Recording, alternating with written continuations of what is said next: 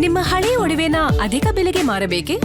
ಅಟಿಕಾಗೆ ಕಾಲ್ ಮಾಡಿ 8803000300. Attica gold company. Guarantee ಯೋಜನೆಗಳ ಬಗ್ಗೆ ಸರ್ಕಾರ ಎಲ್ಲಾ ಕಡೆ ಮಾತನಾಡ್ತಿದೆ. ಆದರೆ ಬಡವರಿಗೆ ಉಚಿತ ಆರೋಗ್ಯ ಸೇವೆ ನೀಡೋ ನಮ್ಮ ಕ್ಲಿನಿಕ್ ಯೋಜನೆ ಈಗ ಸಂಕಷ್ಟದಲ್ಲಿ ಇದೆಯಾ ಅನ್ನೋ ಪ್ರಶ್ನೆ ಉದ್ಭವಿಸಿದೆ. ಯಾಕಂದ್ರೆ ಕಳೆದ 3 ತಿಂಗಳಿನಿಂದ ವೇತನವಿಲ್ಲದೆ ಕ್ಲಿನಿಕ್ ಸಿಬ್ಬಂದಿ ಕೆಲಸ ಮಾಡ್ತಿದ್ದಾರೆ.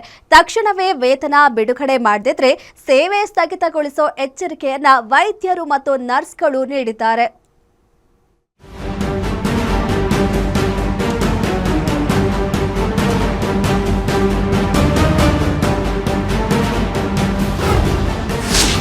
ಗ್ಯಾರಂಟಿ ಕೊಟ್ಟ ಸರ್ಕಾರ ಆರೋಗ್ಯ ನೀಡೋದನ್ನೇ ಮರೆತ. ಅಧಿಕಾರಿಗಳ ನಿರ್ಲಕ್ಷ್ಯದಿಂದ ನಿತ್ಯ ಸಾವಿರಾರು ರೋಗಿಗಳಿಗೆ ಸಂಕಷ್ಟ. 3 ತಿಂಗಳಿಂದ ನಮ್ಮ ಕ್ಲಿನಿಕ್ ಸಿಬ್ಬಂದಿಗೆ ಆಗಿಲ್ವಂತೆ ವೇತನ. ನಮ್ಮ ಕ್ಲಿನಿಕ್ ಬಡವರು, ಕೂಲಿ ಕಾರ್ಮಿಕರು ಮತ್ತು ಆರ್ಥಿಕವಾಗಿ ಹಿಂದುಳಿದ ವರ್ಗಗಳಿಗೆ ಉಚಿತ ಚಿಕಿತ್ಸೆ ನೀಡುವ ಯೋಜನೆ.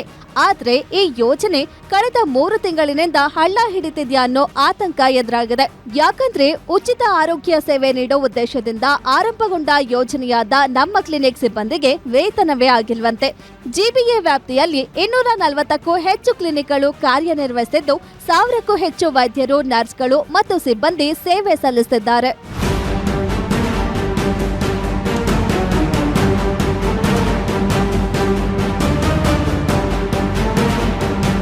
ಸಾವಿರಾರು ಸಂಖ್ಯೆಯಲ್ಲಿ ನಮ್ಮ ಕ್ಲಿನಿಕ್ನಲ್ಲಿ ಕೆಲಸ ಮಾಡ್ತಿರೋ ವೈದ್ಯರು ಸೇರಿದಂತೆ ಸಿಬ್ಬಂದಿ ಸಂಕಷ್ಟದಲ್ಲಿದ್ದಾರೆ. ಕಳೆದ 3 ತಿಂಗಳಿನಿಂದ ವೇತನ ಪಾವತಿಯಾಗಿಲ್ವಂತೆ. ನಿತ್ಯ ರೋಗಿಗಳಿಗೆ ಸೇವೆ ನೀಡ್ತಿರೋ ಸಿಬ್ಬಂದಿಯೇ ಆರ್ಥಿಕ ತೊಂದರೆಯಲ್ಲಿ ಬದುಕುವ ಸ್ಥಿತಿ ನಿರ್ಮಾಣವಾಗಿದೆ.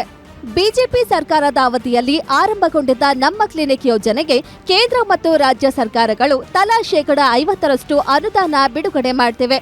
ಆದರೆ ಕೇಂದ್ರದಿಂದ ಅನುದಾನ ಬಿಡುಗಡೆ ವಿಳಂಬವಾಗಿದೆ. ಅಷ್ಟೇ ಅಲ್ಲದೆ ರಾಜ್ಯ ಸರ್ಕಾರದ ಪಾಲಿನ ಅನುದಾನವು ಪೂರ್ಣ ಪ್ರಮಾಣದಲ್ಲಿ ಬಿಡುಗಡೆಯಾಗಿಲ್ಲ ಎಂಬ ಮಾಹಿತಿಯೂ ಲಭ್ಯವಾಗಿದೆ.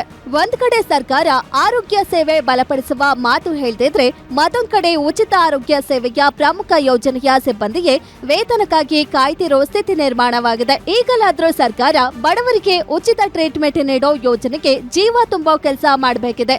ಇಲ್ಲ ಅಂದ್ರೆ ಮುಂಬರುವ ದಿನಗಳಲ್ಲಿ ಹೆಲ್ತ್ ಎಮರ್ಜೆನ್ಸಿ ಸೃಷ್ಟಿಯಾಗೋ ಸಾಧ್ಯತೆ ಇದ್ದು ಆದಷ್ಟು ಬೇಗ ಕ್ರಮ ಕೈಗೊಳ್ಳಬೇಕಿದೆ. ಉಲ್ಲಾಸ್ ಎಸ್ ಕಿರುವಾಸೆ, ಗ್ಯಾರಂಟಿ ನ್ಯೂಸ್, ಬೆಂಗಳೂರು.